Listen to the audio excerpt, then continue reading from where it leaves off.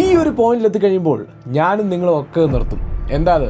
ലൈഫിലായാലും റിങ്ങിലായാലും നമുക്ക് സക്സസ്ഫുൾ ആവാൻ മോട്ടിവേഷൻ അല്ല വേണ്ടത്, മറിച്ച് ഡിസിപ്ലിൻ ആൻഡ് കൺസിസ്റ്റൻസിയാണ്.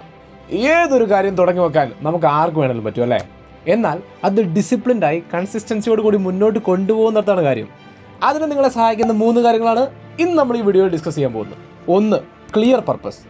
നിങ്ങളൊരു കാര്യം ചെയ്യാൻ തുടങ്ങുന്നതിന് മുന്നേ ഒരു ഗോൾ സെറ്റ് ചെയ്യണം. എന്തിനാണ് ഞാനിത് ചെയ്യുന്നത് എന്നതിന് ഒരു ക്ലിയർ പർപ്പസ് നിങ്ങൾക്കുണ്ടായിരിക്കണം. ലക്ഷ്യം മുന്നിൽ കണ്ടു വേണം നമ്മൾ പ്രവർത്തിക്കാൻ. 2. Make it A habit.